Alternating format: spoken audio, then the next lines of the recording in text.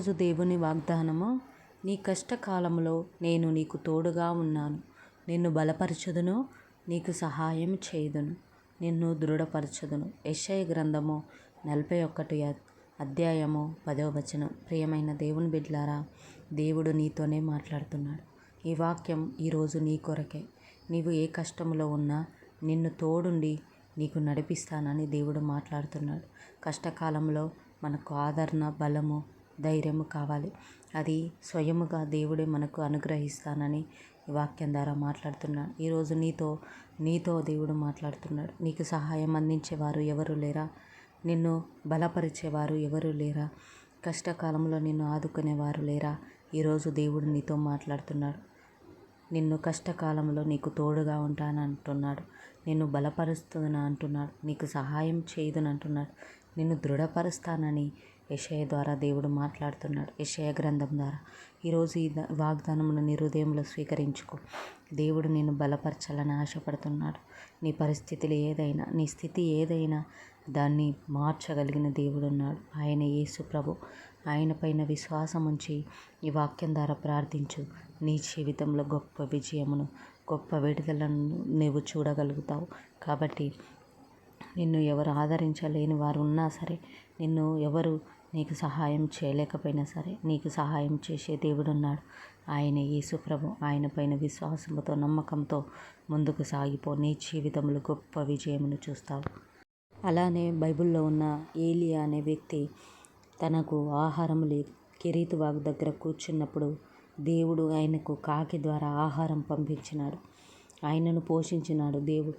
ఈరోజు నీవు ఏ కష్ట పరిస్థితిలో ఉన్నా, ఏ శ్రమల్లో ఉన్నా, నిన్ను పోషించే దేవుడు ఉన్నాడు. నిన్ను బలపరిచే దేవుడు ఉన్నాడు. నిన్ను దృఢపరిచే, నీకు సహాయం చేసే దేవుడు ఉన్నాడు. ఆనాడు ఏలియాను పోషించిన దేవుడు, ఏలియాకు సహాయం అందించిన దేవుడు. ఆయన కష్టకాలంలో మొరపెట్టినప్పుడు ఆయన ప్రార్థన విని ఆయనకు సహాయం అందించిన దేవుడు. ఈరోజు నీ జీవితంలో కూడా సహాయం అందించడానికి ఆయన సిద్ధముగా ఉన్నాడు. ఆయన ఎప్పుడూ సిద్ధముగా ఉన్నాడు. కాబట్టి నీవు హృదయపూర్తిగా ఆయనను వేడుకొనుము, ఆయనకు ప్రార్థించుము, నీ విన్నపములు ఆయన సన్నిధిలో పెట్టు. దేవుడు తప్పకుండా నీ ప్రతి పరిస్థితిని మార్చగలుగుతాడు. ఈ వాక్యమును బట్టి ప్రార్థిద్దామా? ప్రేమగల తండ్రి, గొప్ప దేవానికి వందనాలు. యెషయా గ్రంథం ద్వారా నువ్వు మాట్లాడిన దేవా, నీ కష్టకాలంలో నేను నీకు తోడుగా ఉంటాను, నిన్ను బలపరచుదును, నీకు సహాయం చేయుదును అని నీ వాక్యం ద్వారా మాట్లాడిన దేవా, ఎంతమంది అయితే నీ సహాయం కొరకు నీకు తండ్రి ఎదురు చూస్తున్నారో వారిని బలపరచండి, వారిని సహాయం అందించండి, వారిని నువ్వు స్థిరపరచమని అడుగుతున్నావు ప్రభా.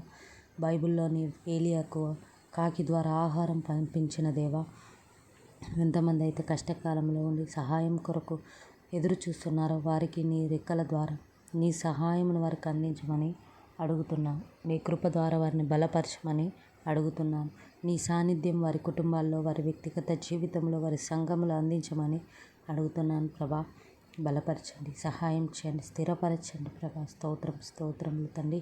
ఎంతమంది అయితే అనారోగ్యంతో ఉన్నారో వారిని ముట్టండి, స్వస్థపరచండి తండ్రి. కష్టంలో ఉండి సహాయం కోసం అర్జిస్తున్న బిడ్డలకి నీ సహాయం అందించండి ప్రభా.